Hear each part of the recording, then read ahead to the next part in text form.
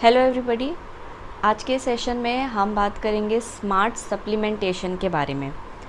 ये टॉपिक बहुत ही इम्पॉर्टेंट है क्योंकि स्पोर्ट्स में हर एथलीट सप्लीमेंट यूज़ करता है। तो आज हम किन टॉपिक्स पे बात करेंगे मैं वो आपको बता देती हूँ। फूड फर्स्ट अप्रोच क्या होता है, इस पे हम बात करेंगे। फूड फर्स्ट अप्रोच एक सही माइंडसेट क्यों होना चाहिए एथलीट के लिए। सप्लीमेंट यूज़ करने का सही टाइम क्या होता है एक एथलीट के लिए। तो सप्लीमेंट का डेफिनेशन क्या है। किसी भी केस में ऐसी कोई चीज़ जो किसी और चीज़ का जगह लेती है, किसी और चीज़ को सप्लीमेंट करती है, क्योंकि आप वो दूसरी चीज़ से पूरा नहीं कर पाते तो आप उसको सप्लीमेंट करते हैं। जैसे मल्टीविटामिन आप क्यों लेते हैं, क्योंकि कहीं ना कहीं आपको लगता है कि शायद आप उस चीज़ को अपने डाइट से पूरा नहीं कर पा रहे, इसलिए आपको मल्टीविटामिन लेना चाहिए। जैसे कोई अच्छा प्लेयर अगर नहीं है, उसके बदले जब कोई अच्छा परफॉर्म करने वाला प्लेयर आता है जो अच्छा परफॉर्म करता है, तो उसी तरीके से हमें जब लगता है कि हमारा डाइट हमारे परफॉर्मेंस के लायक नहीं है तो हम एक अच्छा परफॉर्मर लाते हैं, जैसे कि सप्लीमेंट।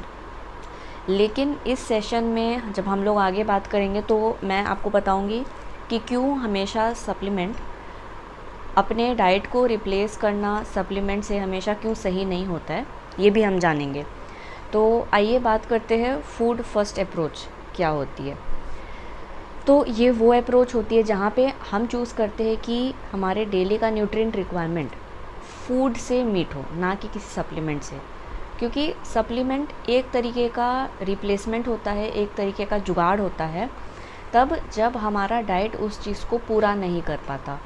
आप कभी सप्लीमेंट को एक मील से रिप्लेस नहीं कर सकते। जो 19-20 कमी है वो आप भर सकते हैं, लेकिन डाइट अगर हमारा वो पूरा कर देता है तो हमेशा ज़रूरी नहीं कि सप्लीमेंट लेना ही पड़ेगा। क्योंकि फूड में जो न्यूट्रिएंट्स, विटामिन्स, मिनरल्स होते हैं वो ज़्यादा बायो अवेलेबल होते हैं, क्विकली एब्जॉर्ब होता है, नेचुरल फॉर्म में होता है अगर हम सप्लीमेंट से उसको कंपेयर करें तो। और कोई भी सिंथेटिक या मैन मेड फॉर्म है वो कभी भी नेचुरल फूड को मिमिक या उसकी मिमिक्री नहीं करता, जैसे नेचुरल फूड में न्यूट्रिएंट्स होते हैं नेचुरल फॉर्म में। तो हमें सप्लीमेंट तभी कंसीडर करना है जब डाइट के चेंजेस को हम एड्रेस कर चुके हैं और डाइट को अच्छे से एनालाइज करने के बाद जब हमें लगता है कि इम्प्रूवमेंट परफॉर्मेंस वैसा नहीं है जैसा होना चाहिए, या कोई गैस्ट्रो इंटेस्टाइनल इशू है जिसके वजह से आपका शरीर खाने से न्यूट्रिएंट को एब्जॉर्ब नहीं कर पाता है, तब आपको सप्लीमेंट को ऐड करने के बारे में सोचना चाहिए। तो सप्लीमेंट एक तरीके का बैंडेड होता है। तो where can we find the food sources, इसके बारे में बात करते हैं। फूड से अगर हम देखें कि कौन सा न्यूट्रिएंट हमें किस फूड से मिलता है, जैसे फाइबर की बात करें तो फाइबर हमें सप्लीमेंट से लेने की ज़रूरत नहीं है। अगर हमारे डाइट में होल ग्रेन्स जैसे साबुत दाल है, जो फ्लावर्स होते हैं जैसे मिलेट्स जिसको हिंदी में बाजरा, सोरगम, ज्वारी, रागी, इस तरीके को हम अपने डाइट में इंक्लूड करते हैं। लीफी वेजिटेबल्स हो गए, बीन्स हो गया, मटर हो गया, अगर ये रेगुलर हमारे डाइट में शामिल है तो हमारे गट को ये फाइबर रिक्वायरमेंट पूरी करता है।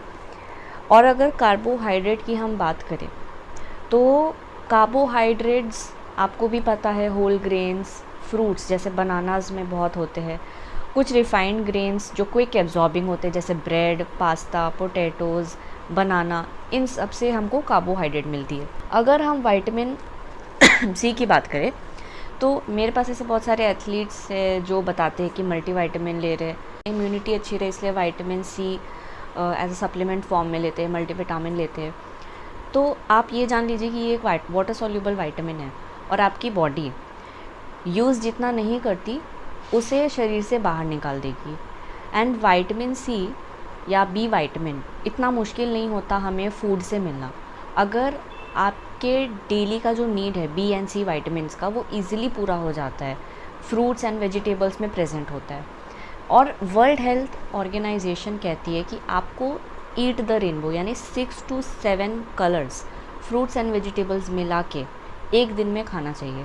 अगर आप ये चीज़ फॉलो करते हैं तो 100% श्योरिटी है कि आपका विटामिन सी रिक्वायरमेंट आराम से पूरा हो रहा है। इसके लिए आपको सप्लीमेंट लेने की ज़रूरत नहीं है। आप ये देखो कि आपने सुबह से रात तक 6 से 7 प्रकार के फ्रूट्स वेजिटेबल्स मिला के आपने खाया है कि नहीं, तो ये वैरायटी आपके शरीर में गई है या नहीं। अगर ऐसा नहीं हो रही है तो आप गलत कर रहे हैं। अगर आप ये पूरा करते हैं तो सही है। जैसे आपने 3 फ्रूट्स खा लिया, वाटरमेलन खा लिया, आपने शाम में एक एप्पल खा लिया, सुबह आपने एक बनाना खा लिया, 3 फ्रूट्स हो गए। दिन में 4 प्रकार के वेजिटेबल्स आप खाते हैं, जैसे 2 बार सैलेड के फॉर्म में, और जो वर्ल्ड हेल्थ ऑर्गेनाइजेशन की रिक्वायरमेंट है तो आप पूरा करते हैं इस तरीके से। अगर आप 6 से 7 फ्रूट्स वेजिटेबल्स खा लेते हैं तो। अब आयरन की बात करते हैं। आप अगर प्रोटीन रिच फूड जैसे कि नॉन-वेज फूड हो गया, अगर आप ये अच्छे से खाते हैं, स्पेशली कलेजी चिकन की, फ़िश, या अगर वेज में बात करें तो बीन्स हो गया, साबुत दालें हो गई, एंड जो डार्क ग्रीन कलर के वेजिटेबल्स होते हैं, उन वेजिटेबल्स में आयरन बहुत अच्छे मात्रा में पाया जाता है। तो आपको प्लांट बेस्ड फूड से भी आयरन मिलता है, हालांकि थोड़े कम अमाउंट में मिलता है।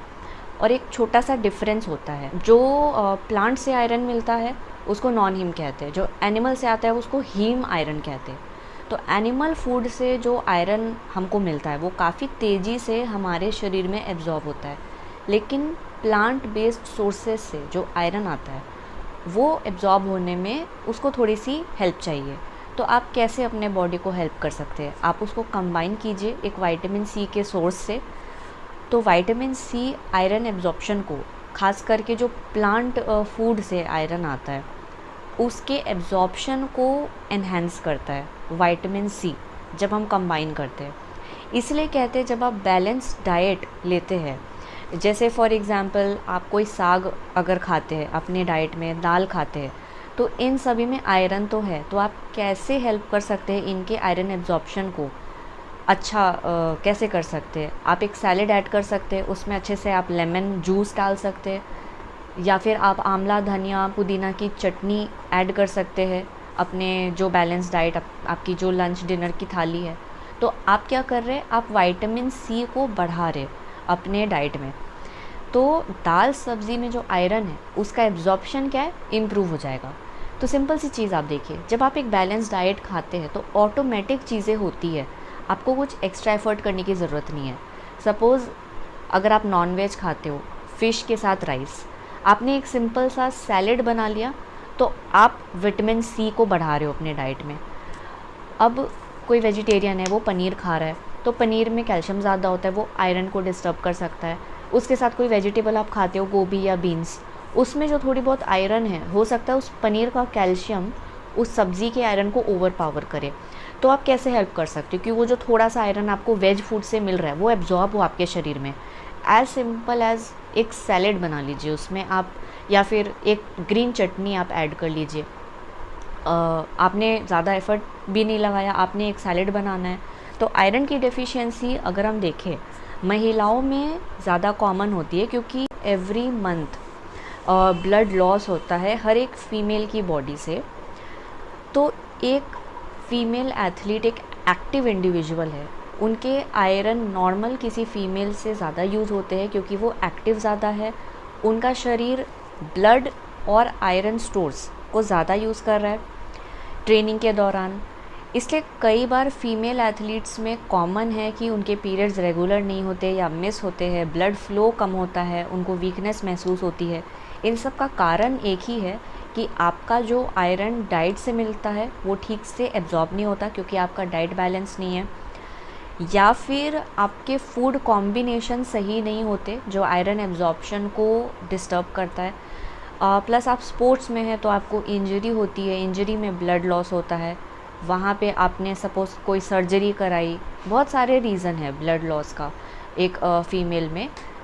एक नॉर्मल महिला की तो सिर्फ एक मंथली साइकिल रीज़न है, बट एक एथलीट फीमेल है तो उसकी सर्जरी हो रही है, उसकी इंजरी हो रही है, वहाँ पे भी उसका रेड ब्लड सेल का लॉस हो रहा है। और ये एक्स्ट्रा नीड को मीट करने के लिए बॉडी में आयरन स्टोर्स अच्छे हो, ये बहुत इंपॉर्टेंट है। तो जितनी भी फीमेल एथलीट्स ये वीडियो देख रही हैं, आपसे रिक्वेस्ट है एवरी 3 मंथ आप अपना हीमोग्लोबिन और आयरन का टेस्ट आप ज़रूर कराएं। तो आपकी इंजरी रिपेयर के लिए आयरन रिस्पॉन्सिबल होती है जो रेड ब्लड सेल्स को बनाती है आपके शरीर में। तो आपको फोकस करना है, आपको माइंडफुल रहना है कि आयरन कैसे आपको मिल रहा है। सप्लीमेंट तब तक आपको लेने की ज़रूरत नहीं है जब तक आप ब्लड टेस्ट नहीं कराते और आपको डेफिशिएंसी नहीं दिखती। तो अपने मन से सप्लीमेंट लेना सही नहीं होता, क्योंकि ओवरडोजिंग आपको फ़ायदा नहीं, आपको नुकसान कर सकता है। तो जब आप ब्लड टेस्ट कराते हैं, आप फेरेटिन लेवल्स देखते हैं। फेरेटिन लेवल्स आपको बताता है कि आपको डेफिशिएंसी है या नहीं। दूसरा कि जब आपको साइंस एंड सिम्टम्स महसूस होते हैं ट्रेनिंग एंड परफॉर्मेंस के समय, तो आप ब्लड टेस्ट ज़रूर कराएं। जैसे आप बहुत ज़्यादा फैटीग, थकान महसूस करते हैं, बहुत ज़्यादा सोरनेस आपको फील होती है, स्वेलिंग बहुत जल्दी हो जाती है, आप रिकवर नहीं कर पाते प्रॉपरली, या फिर आपको पहले और बाद में, जैसे कुछ महीने पहले आप ट्रेनिंग कर रहे थे तब आपको सब सही लग रहा था, अब आप ट्रेनिंग कर रहे हो, जैसे सीजनल चेंज हुई तो आपको डिफरेंस नज़र आ रहा है, क्योंकि बहुत सारे फैक्टर्स होते हैं। तो जब आप ट्रेनिंग को कंपेयर करते हैं, अगर आपको डिफरेंस दिखता है कि पिछले हफ्ते आप ठीक से ट्रेनिंग कर रहे थे, इस हफ्ते आप उतने अच्छे लेवल से ट्रेनिंग नहीं कर पा रहे, आपको थकान ज़्यादा लग रही है, तो इसके क्या कारण हो सकते हैं? ऐसी चीज़ें आपको ऑब्ज़र्व करनी है और तभी आपको डिसाइड करना है कि आपको सप्लीमेंट लेना है या नहीं। आपको ब्लड टेस्ट कराना है, अगर डेफिशिएंसी दिखती है तो आप सप्लीमेंट लेंगे, अदरवाइज़ डाइट में जो हमने बात की कि कैसे आप वेज डाइट से जो आयरन आता है उसके एब्जॉर्प्शन को कैसे आप अच्छा कर सकते हैं विटामिन सी बढ़ा के, तो पहले आप ये ठीक करने की कोशिश करेंगे। अब आते हैं प्रोटीन पे। तो प्रोटीन के लिए आपको हमेशा प्रोटीन शेक लेने की ज़रूरत नहीं होती है। जब मैं बोलती हूँ कि आप प्रोटीन ले रहे हो कि नहीं, इसका मतलब ये है कि मैं आपसे पूछ रही हूँ कि आप डाइट से प्रोटीन में आप क्या क्या लेते हो। मतलब ये नहीं पूछ रही कि आप सप्लीमेंट लेते हो कि नहीं। जैसे मैंने बताया कि शरीर विटामिन सी जितना यूज़ करती है और एक्स्ट्रा जो है वो शरीर से निकाल देती है। प्रोटीन का भी हिसाब किताब कुछ ऐसे ही होता है। एक टाइम पे हमारा बॉडी जो है 20 to 30 ग्राम्स जब जाता है प्रोटीन शरीर में, तो बॉडी उसको सही से यूटिलाइज़ करती है। तो टाइमिंग बहुत ज़्यादा इम्पॉर्टेंट है जब हम प्रोटीन की बात करते हैं। सपोज़ आप हाई प्रोटीन डाइट लेते हो, आप बॉडी बिल्डर हो या कॉम्बैट स्पोर्ट्स में हो, जूडो, कराटे, रेसलिंग, अगर आप ऐसे स्पोर्ट्स में हैं और आपको प्रोटीन अपने वेट से डबल लेना है ग्राम्स में, तो आप ये मत सोचिए कि आप एक ही बार में सारा प्रोटीन खा लोगे तो काम चल जाएगा। आपका जो बॉडी है वो एक बार में 20 से 30 ग्राम ही सही से यूज़ करती है। तो प्रोटीन को आप डिस्ट्रीब्यूट कीजिए पूरे दिन में 30 to 40 ग्राम्स में, छोटे छोटे अमाउंट में। प्रोटीन जब आप लेते हैं ज़्यादा यूज़फुल होता है एज़ कम्पेयर टू जब आप एक बार में ही 70-80 ग्राम्स ले लेते हैं। एक बार में ही 2 स्कूप प्रोटीन ले लिया या 1 स्कूप प्रोटीन लिया और तुरंत 10 अंडे खा लिए, तो ये सही तरीका नहीं होता, क्योंकि आप बहुत हाई प्रोटीन एक बार डाल रहे हो अपने शरीर में। तो फूड से या सप्लीमेंट से प्रोटीन 20 से 30 ग्राम जाना चाहिए, तभी बॉडी उसको मैक्सिमम यूटिलाइज़ करती है। उससे ज़्यादा अगर आप प्रोटीन खाते हैं एक टाइम में तो बॉडी ठीक से यूटिलाइज़ नहीं करती। तो फूड फर्स्ट अप्रोच क्यों ज़रूरी है? पहला रीज़न है कि कॉस्ट इफ़ेक्टिव है। अगर आप सप्लीमेंट्स की बात करें तो बहुत एक्सपेंसिव होते हैं। फूड आपके न्यूट्रिएंट गोल को ईज़िली मीट कराता है, और जिसकी जैसी रिक्वायरमेंट है, जैसे 500 ml मिल्क या 1 लीटर मिल्क। कैल्शियम रिक्वायरमेंट किसी की इसी से पूरी हो जाती है। ज़रूरत से ज़्यादा भी अगर आप लेते हैं 2 से 3 लीटर मिल्क एक दिन में, तो हो सकता है कि एक्सेसिव अमाउंट ऑफ कैल्शियम आपके बॉडी में जाए, वो आपके आयरन को डिस्टर्ब कर सकता है और आपके पेट में गैस वगैरह कॉज कर सकता है। ओके, तो फूड्स अफोर्डेबल ज़्यादा है सप्लीमेंट से, जैसे कि इस स्लाइड में आप देख सकते हैं प्रोटीन बार्स, ये काफ़ी एक्सपेंसिव होता है। देन अगर हम चिकन ब्रेस्ट या चिकन का जो थाई पीस है जिसमें फ़ैट कम होता है प्लस इसमें प्रोटीन ज़्यादा होती है, तो इसका जो एक पोर्शन साइज़ होता है, जितना एक सर्विंग, एक बार आप जितना किसी को मतलब परोसते हो, लाइक 100 ग्राम्स के अप्रॉक्स, इसमें 1 स्कूप प्रोटीन पाउडर से भी ज़्यादा आपको प्रोटीन मिलेगा। प्लस ये अफोर्डेबल भी होता है। अगर आप वे प्रोटीन पाउडर अगर आइसोलेट अगर आप लेते तो बहुत ज़्यादा एक्सपेंसिव पड़ता है, एंड अगर आप वे प्रोटीन जो डोप फ्री होता है वो और भी ज़्यादा एक्सपेंसिव होता है। तो अगर आप खुद सोचें आप नॉन वेजिटेरियन हैं एंड आप 200 to 250 ग्राम्स ऑलमोस्ट डेली अगर आप खा लेते हैं, वेजिटेरियन है तो टोफू, सोयाबीन, पनीर, ये सब अगर आप ऐड कर सकते हैं अपनी डेली के डाइट में, तो ये ज़्यादा बेटर होता है। डोपिंग का रिस्क नहीं होता है जब आप फूड को फर्स्ट प्रेफरेंस देते हैं। Food provides the fuel your body needs. जैसे बनाना में आपको शुगर मिल रहा है, फाइबर मिल रहा है, इलेक्ट्रोलाइट्स मिल रहा है और ये कॉस्ट इफ़ेक्टिव है। अगर आप एनर्जी जेल से कंपेयर करें तो इसमें आपको इलेक्ट्रोलाइट्स एंड शुगर्स मिल रहा है बट और कोई न्यूट्रिएंट नहीं मिलते, प्लस ये एक्सपेंसिव बहुत ज़्यादा होते हैं। तो नेचुरल फूड हम जिस पर्पस के लिए लेते हैं उसके अलावा भी हमें न्यूट्रिएंट्स एक्स्ट्रा मिलते हैं, लेकिन सप्लीमेंट आप जिस पर्पस के लिए लेते हो आपको सिर्फ वही चीज़ मिलती है। जैसे आप अगर फ़िश खाते हो तो उसमें प्रोटीन के साथ ओमेगा 3 भी मिलता है, लेकिन अगर आप प्रोटीन सप्लीमेंट लेते हैं तो आपको सिर्फ प्रोटीन मिल रहा है, उसके अलावा आपको एक्स्ट्रा मिनरल्स, वाइटामिन्स नहीं मिलते जो आपको फूड, नेचुरल फूड से मिलता है। तो नेचुरल फूड में जो प्रोटीन है उसके साथ अन्य जो विटामिन्स और मिनरल्स है वो उस फूड के प्रोटीन को प्रॉपर एब्जॉर्ब होने में मदद करता है। आपने देखा है हर किसी को प्रोटीन सप्लीमेंट सूट नहीं करता। क्यों? ऐसा इसलिए होता है क्योंकि उनका बॉडी सिर्फ उस हाई प्रोटीन को एक बार अकेला डाइजेस्ट करने के लिए केपेबल नहीं होता। बट उसी इंसान को अगर आप डाइट में चिकन या पनीर ये सब अगर वो खा लेता है तो उसको एज सच कोई इशू नहीं होता। रीज़न ये होता है कि नेचुरल फूड में प्रोटीन के साथ साथ वो सारे एंजाइम्स, सारे विटामिन्स, मिनरल्स भी सही मात्रा में है जो उस प्रोटीन को पचाने में मदद करते हैं। तो जब आपको डाइट लेनी है जो आप ठीक से नहीं लेते तो आपको मजबूरी में सप्लीमेंट लेना पड़ता है जो आपके जेब पे भारी पड़ता है। जैसे रोज़ सुबह ट्रेनिंग जाने से पहले अगर आप खाली पेट जाते हैं आपको एक कार्बोहाइड्रेट सोर्स लेना ज़रूरी है, जैसे फ्रूट हो गया, ब्रेड, पीनट बटर, इस टाइप का कुछ भी। अगर आप ये चीज़ें फॉलो नहीं करते तो आपको सप्लीमेंट मल्टीविटामिन लेना पड़ता है। क्यों? क्योंकि आपको ट्रेनिंग के समय वो एनर्जी नहीं मिलती जो आपको मिलनी चाहिए। प्रैक्टिस के बाद आप एक प्रोटीन सोर्स नहीं लेते जैसे milk shake, paneer sandwich, boiled egg, immediately practice के बाद जब आप ऐसा कुछ नहीं खाते, उनके अलावा जो लोग सप्लीमेंट लेते, कोई जो सप्लीमेंट नहीं लेता कोई चाय पी लेता है, जूस पी लेता है। जो प्रोटीन सप्लीमेंट लेते हैं अगर उनको हम साइड में कर दें, जो सप्लीमेंट नहीं लेते वो लोग प्रैक्टिस के बाद डाइट्स में वो चीज़ें नहीं लेते जिसमें प्रोटीन होता है। किसी ने चाय, जूस ये सब ले लेते हैं तो अगले दिन उनको वो पावर नहीं मिलता जो उनको मिलना चाहिए, क्योंकि उन्होंने पोस्ट प्रैक्टिस कोई प्रोटीन चीज़ नहीं ली। तो उनको लगता है कि उनको मल्टीविटामिन लेने की ज़रूरत है। अब अगले स्लाइड पे आते हैं, डेंजर विथ सप्लीमेंट। तो FDA जो है वो किसी भी सप्लीमेंट की प्योरिटी और सेफ्टी को जस्टिफाई नहीं करती, एंड कुछ सप्लीमेंट्स में ऐसे कंपाउंड्स होते हैं जो अलाउड नहीं है, रेगुलेटरी एजेंसीज़ जो है एथलीट्स के लिए वो अलाउ नहीं करते। तो किसी एथलीट का अगर ब्लड सैंपल टेस्ट होता है और उसके सैंपल में ऐसा कुछ सब्सटेंस होता है जो कि अलाउड नहीं है, कई बार उस एथलीट को पता नहीं कि वो कैसे आ गया उसके बॉडी में, कोई ऐसा उसने सप्लीमेंट यूज़ किया जिस पे सर्टिफिकेशन नहीं है, कहीं से कॉन्टैमिनेशन आ गई उसके ब्लड सैंपल में, तो उस एथलीट पे बैन लग सकता है। अगर आपको 4 साल के लिए बैन किया गया है तो आप कई सारे मौके खो देते हैं कॉम्पिटिशन्स के और जीतने के लिए। कई बार बहुत सारी कंपनीज़ मैन्युफैक्चरिंग के लिए सेम प्लांट को यूज़ करती है, मैन्युफैक्चरिंग प्लांट को, और जो भी चीज़ें वो मेंशन करते हैं अपने लेबल पे उसके अलावा भी कुछ जा सकता है कॉन्टैमिनेशन के थ्रू।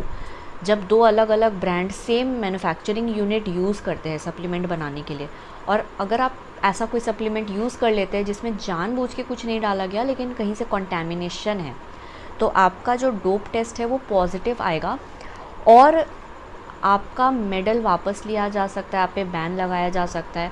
प्लस इन सब चक्कर में आपकी जो प्रेस्टिज, जो रेस्पेक्ट कम होती है, उसका एक अलग साइकोलॉजिकल इफ़ेक्ट होता है आपके ऊपर।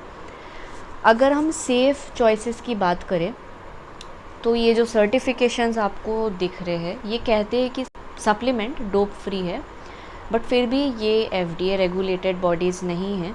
ऐसे कुछ सेपरेट लैब होते हैं जो प्रोडक्शन यूनिट से अलग होते हैं, जो टेस्ट करते हैं उन सप्लीमेंट को ये पता लगाने के लिए कि वो जो लेबल है वो सही चीज़ बता रही है उस पर्टिकुलर सप्लीमेंट के बारे में या नहीं। जैसे कि आप GNC का कोई सप्लीमेंट यूज़ करते हैं जो कहती है कि पर स्कूप 40 ग्राम प्रोटीन है, बट अगर उस पर ये सर्टिफाइड थर्ड पार्टी ऑथेंटिकेटेड नहीं है तो ये भी हो सकता है कि पर स्कूप आपको 5 ग्राम प्रोटीन मिल रहा हो, अगर वो सर्टिफाइड प्रोडक्ट नहीं है तो सप्लीमेंट लेते समय आपको ये लोगो देखना है, BSCG informed sport informed choice. ये कुछ ट्रस्टेड सर्टिफिकेशंस है जो कि ये बताते हैं कि आपका जो भी प्रोडक्ट है वो टेस्टेड है, डोप फ्री है। तो अगर ये सर्टिफिकेशंस आपके सप्लीमेंट पे है तो ये आप मान सकते हैं कि प्रोडक्ट जो कह रहा है लेबल पे वो सच है। हालांकि वो भी 100% नहीं है, 99% ही होगा, क्योंकि जैसे मैंने आपको बताया कि सेम मैन्युफैक्चरिंग यूनिट 2 ब्रांड अगर यूज़ करते हैं तो कंटामिनेशन आने का खतरा होता है। Okay, when is the right time to use a supplement? सही टाइम क्या है सप्लीमेंट यूज़ करने का, इस पे हम बात करेंगे। जब आप अपने हेल्दी डाइट को एनहांस करना चाहते हो, जैसे बहुत सारे रिसर्चेस है क्रेटिन और बीटा एलेनिन पे कि ये परफॉर्मेंस एनहांस करते हैं, ये भी ठीक से काम नहीं करेगा आपके शरीर में अगर आपने एक अच्छी डाइट का बेस ना बनाया है शुरू से अपनी बॉडी में। दूसरा रीज़न है कि राइट डोजेज में जब डाइट से आपको चीज़ें नहीं मिलती, जैसे प्रोटीन, अगर आप वेजिटेरियन हैं और आपके लिए पॉसिबल नहीं होता कि ट्रेनिंग के बाद आप एग्स बॉईल करें, मिल्क बॉईल करें, इमीडिएटली आप शेक बना पाए और इमीडिएटली आप कुछ स्नैक प्रिपेयर ना कर पाए नेचुरल फूड से, तो इन केसेस में जहाँ पे आप मजबूर हैं आप सप्लीमेंट की हेल्प ले सकते हैं। आयरन, मैग्नीशियम, विटामिन डी आप सिंपल ब्लड टेस्ट करा के पता कर सकते हैं कि आपको इनकी नीड है अपने शरीर में या नहीं। क्रिएटिन बहुत ज़्यादा पॉपुलर सप्लीमेंट है। बहुत से एथलीट सोचते हैं कि वो इसे लेना स्टार्ट करेंगे तो उनके मसल्स में बल्क आने लगेगा, तो ऐसा हमेशा होता नहीं है। क्रिएटिन बेसिकली क्या करती है, ये पाथवे क्रिएट करती है जो आपके वर्कआउट वॉल्यूम को बढ़ाता है। क्रिएटिन फॉस्फेट पाथवे एक एनर्जी सिस्टम होता है। जब आप short duration high intensity activity जब आप करते हो तो आपको वो जो एनर्जी मिलती है सिस्टम से, उसको बेसिकली ये एनहांस करता है। तो एक तरीके से ये आपका जो पावर है उसको बढ़ाता है, मसल रिकवरी इम्प्रूव करता है और मसल स्ट्रेंथ इम्प्रूव करता है। तो ये बहुत ज़्यादा अवेलेबल करा देता है क्रिएटिन आपके शरीर में। इस वजह से आपके जो एनर्जी स्टोर्स है वो बहुत बढ़िया हो जाते हैं। तो आप ऐसा कुछ नहीं ले रहे हो क्रिएटिन ये सोच के मत लो कि ये मसल में बल्क करा देगा। जब आप क्रिएटिन ले रहे बेसिकली ये क्या कर रहा है, आपके एनर्जी स्टोर्स को बढ़ा रहा है। That means unnecessary tissue breakdown नहीं होगा एनर्जी प्रोवाइड करने के लिए। प्रोटीन लॉसेस को ये एक तरीके से कम करता है, इस तरीके से काम करता है। मसल रिकवरी इम्प्रूव करता है, स्ट्रेंथ इम्प्रूव करता है और एनर्जी अवेलेबिलिटी को बढ़ाता है। बॉडी को जो हमारे प्रोटीन रिजर्व्स है उसको नहीं तोड़ना पड़ता, टिश्यूज़ को नहीं तोड़ना पड़ता है। एंड इसका जो फॉर्म होता है प्योर फॉर्म इस क्रिएटिन मोनोहाइड्रेट। इसकी रिकमेंडेशन होती है 5 ग्राम्स पर डे। अगर बहुत हैवी 100+ kg का एथलीट है तो ये 6 to 8 ग्राम्स पर डे भी जा सकता है। ओके, मैग्नीशियम की बात करते हैं। ये एक बहुत पॉपुलर सप्लीमेंट है। हालांकि इस पर बहुत सारे रिसर्च स्टडीज़ नहीं हैं, बट ये हेविली इन्वॉल्व होता है एनर्जी मेटाबॉलिज्म में हमारे बॉडी में। तो सप्लीमेंट्स में मैग्नीशियम ग्लाइसिनेट, मैग्नीशियम बिसग्लाइसिनेट के फॉर्म में आता है। और आपका एज रेंज क्या है, जेंडर क्या है, डोजेजेस स्क्रीन पे आप देख सकते हैं। 400 mg male and 310 mg for female.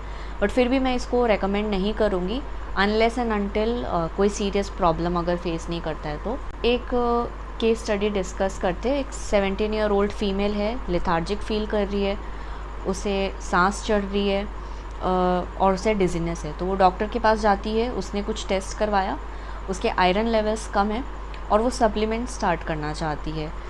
तो ऐसे कुछ सवाल है जो उसके मन में है, जैसे क्या फूड सोर्सेज है जो वो सप्लीमेंट शुरू करने से पहले स्टार्ट कर सकती है। तो वो रेगुलर अपने डाइट में अगर नॉन वेज है तो नॉन वेज फूड बढ़ा सकती है, डार्क ग्रीन वेजिटेबल्स को बढ़ा सकती है, दोनों टाइम जो दालें होती है वो अपने डाइट में इसको ऐड कर सकती है, स्प्राउट्स ऐड कर सकती हैं, 4 to 5 types of multigrain use करके वो उसकी रोटियां बना के उस फॉर्म में ले सकती हैं। लो आयरन उसके परफॉर्मेंस को कैसे इफ़ेक्ट करेगा, दूसरा क्वेश्चन।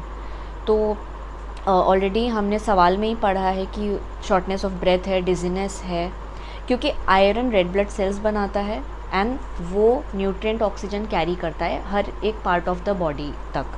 तो अगर सफिशिएंट रेड ब्लड सेल्स नहीं होगा न्यूट्रिएंट ऑक्सीजन कैरी करने के लिए, तो ब्रेन एंड लंग्स में जितना ऑक्सीजन जाना चाहिए वो नहीं जा पाएगा, इसलिए वो dizziness and shortness of breath feel कर रही है। थर्ड क्वेश्चन, वो कैसे एनहांस कर सकती है आयरन एब्जॉर्प्शन को, जो उसके लेवल्स जो कम है उसको नॉर्मल रेंज में ला सकता है।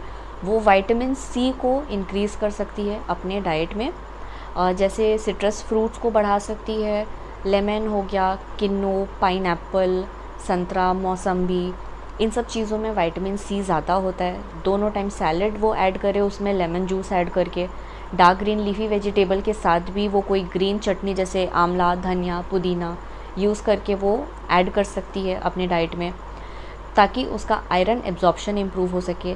And last question, per day कितना आयरन उसे कंज्यूम करना चाहिए इस फीमेल को नॉर्मल लेवल्स आने के लिए। तो रिक्वायरमेंट 18 मिलीग्राम्स होती है डेली वैल्यू, बट इस केस में क्योंकि इसके आयरन लेवल्स कम हैं तो इसे 65 milligrams mg per day iron लेना इम्पॉर्टेंट है, ताकि ये अपने लेवल्स को रिप्लेनिश कर सके। तो इस केस में वो सप्लीमेंट ऐड कर सकती है। अब एक और केस देखते हैं। एक 20 year old mail football player है, वो मसल मास गेन करना चाहता है, जितनी एनर्जी उसे लेनी है वो ले रहा है, बट वो प्रोटीन स्टार्ट करना चाहता है। तो वो श्योर नहीं है प्रोटीन पाउडर स्टार्ट करने से पहले सेफ़ है या नहीं।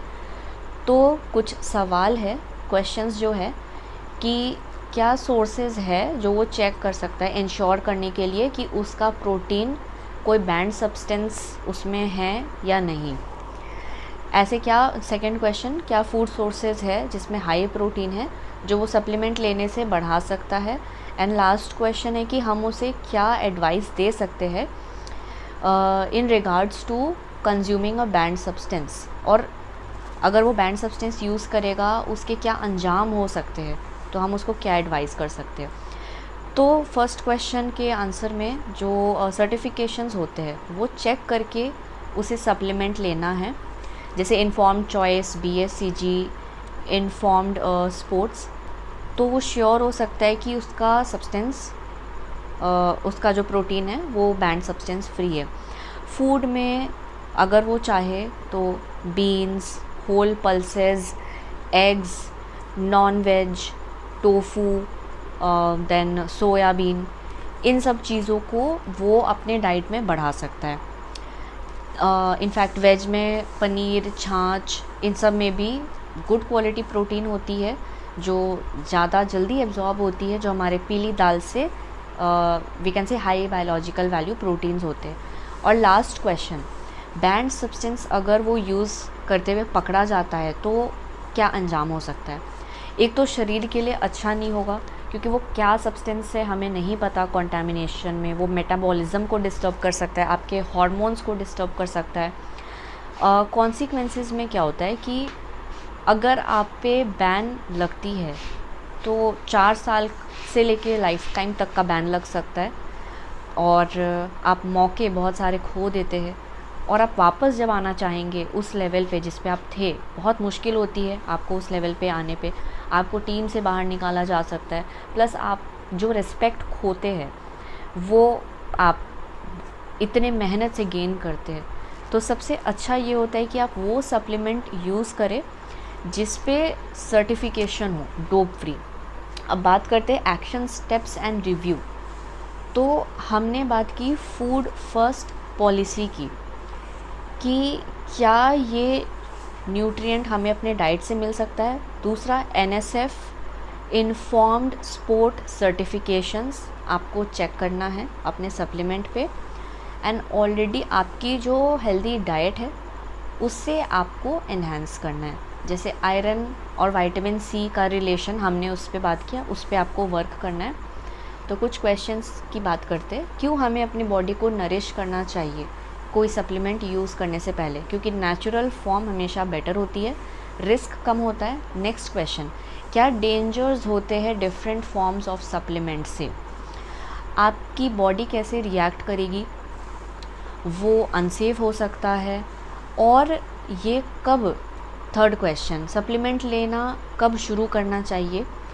तो सप्लीमेंट यूज़ करने का सही टाइम जो है वो बेसिकली एक तो ये है कि आप ब्लड टेस्ट कराएं, दूसरा कि आप अपने सिम्टम्स को ऑब्ज़र्व कीजिए। अगर आप एक अच्छी डाइट लेते हैं या डाइट में क्या कमी है उसको आप इम्प्रूव कीजिए, क्योंकि कभी भी डाइट 100% नहीं होती, कुछ ना कुछ 19-20 होता है। तो आपको पहले फोकस करना है कि आपके जो सिम्टम्स है, डाइट बिल्कुल सही है नहीं है तो पहले उसको ठीक करो, और उसके बाद आप ऑब्ज़र्व करो 2 हफ्ते तक डाइट इम्प्रूव करके आप ऑब्ज़र्व करो कि चेंजेस आ रहे हैं कि नहीं आपके परफॉर्मेंस में। बहुत हाई कैल्शियम फूड के साथ आप आयरन रिच फूड्स को कंबाइन मत कीजिए, क्योंकि कैल्शियम आयरन को डिस्टर्ब करता है। तो ये सब जब सही चेंजेस मॉडिफिकेशंस आप कर लेते हैं अपने डेली के डाइट में, तो आप ऑब्ज़र्व कीजिए इम्प्रूवमेंट आया कि नहीं आता है तो ब्लड टेस्ट कराएं और फिर आप सप्लीमेंट यूज़ करने के बारे में सोच सकते हैं। What are some safe supplements? Next question, तो जो सर्टिफाइड है वो भी 100% सेफ़ है कि नहीं हम नहीं बोल सकते, क्योंकि मैन्युफैक्चरिंग यूनिट सेम है 2 ब्रांड का, तो कंटामिनेशन आ सकता है। सेफ़ सप्लीमेंट एटलीस्ट ज़्यादा बेटर इसलिए होते हैं क्योंकि जैसे BSCG, इन्फॉर्म्ड स्पोर्ट, उसमें ये बेनिफिट होता है कि एटलीस्ट आप रिस्क से बच सकते हैं। क्या कॉस्ट डिफरेंस होता है फूड एंड सप्लीमेंटेशन में? लास्ट क्वेश्चन, तो फूड बहुत ज़्यादा चीप होता है अगर आप सप्लीमेंट से कंपेयर करेंगे, तो हर तरीके से सप्लीमेंट से काफ़ी ज़्यादा सुपीरियर है काफ़ी चीज़ों के कंपैरिजन में। बाकी आपके कोई भी क्वेरीज़ है तो आप मुझसे पूछ सकते हैं। और फूड में जैसा मैंने आपको बताया कि एक न्यूट्रिएंट नहीं होता है, एक पर्टिकुलर फूड जैसे मिल्क है तो हम कहते हैं कि कैल्शियम प्रोटीन के लिए मिल्क लो, बट उस कैल्शियम प्रोटीन के साथ उसमें फॉस्फोरस भी है जो उस कैल्शियम एब्जॉर्प्शन में हेल्प करता है। बी वाइटामिन्स है जो मिल्क की जो एनर्जी है उसको ठीक से यूटिलाइज कराता है बॉडी में। तो बहुत सारे रीजंस है, कभी भी फूड से सप्लीमेंट जीत नहीं सकता है। हमेशा फूड फर्स्ट पॉलिसी रखना एक स्मार्ट एथलीट के लिए इम्पॉर्टेंट होता है। Eat is a necessity but to eat intelligently is an art. That means हर इंसान खाना खाता है, ये एक ज़रूरत है सबकी, लेकिन स्मार्ट ईटिंग एक आर्ट होती है। स्मार्टली आप किस तरीके से खा रहे हैं, कैसे बना रहे हैं, क्या कॉम्बिनेशंस है आपके फूड के, ये सब सही तरीके से जब आप as a sports person follow करते हैं तो ये एक कला होती है। खाना तो सब खाते हैं इस दुनिया में, जो जंक फूड खा रहा है उसको भी एनर्जी मिल रही है, जो हेल्दी फूड खा रहा है उसको भी एनर्जी मिल रही है। तो इन सब का एक तरीके से रिलेशन होता है। हम कहते हैं ना कि you are what you eat, आप अपने अंदर जो डालते हैं अपने सिस्टम में वही डिसाइड करते हैं कि आप कौन हैं। So that's all and thank you so much.